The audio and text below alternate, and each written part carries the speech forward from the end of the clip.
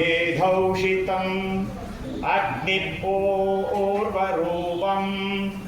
आदित्य उत्तररूपम् आवस्सन्तिः वैद्युतः सन्तानम् इत्यदिधौषितम् अधाधिविद्यम्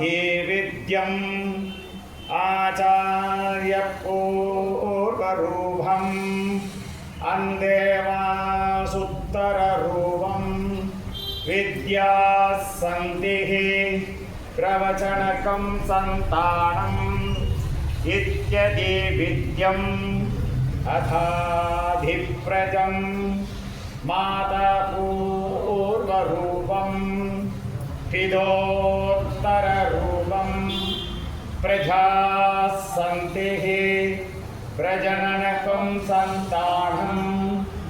इत्यदिप्रजम् अधाध्यात्मम् अदराहणपूर्वरूपम्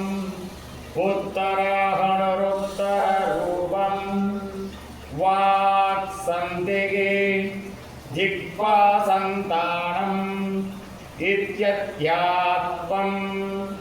इदीमा महासंहिता य एवमेता महासंहिता व्याख्याधाभेत सन्देयधे प्रजया वसुभिः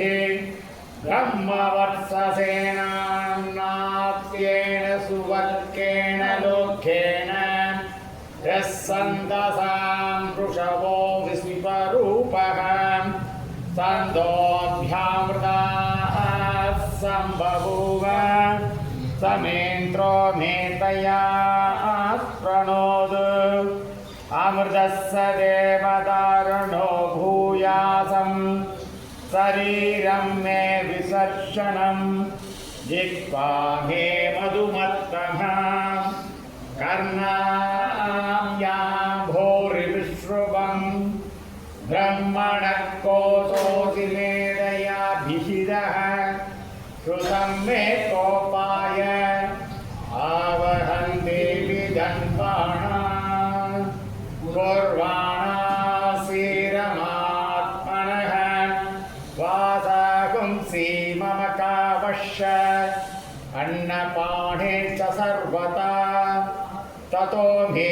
श्रियमावह लोमसां पशुभिः सह स्वाहा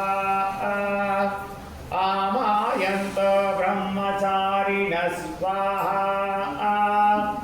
यशो जनिसानि स्वाहा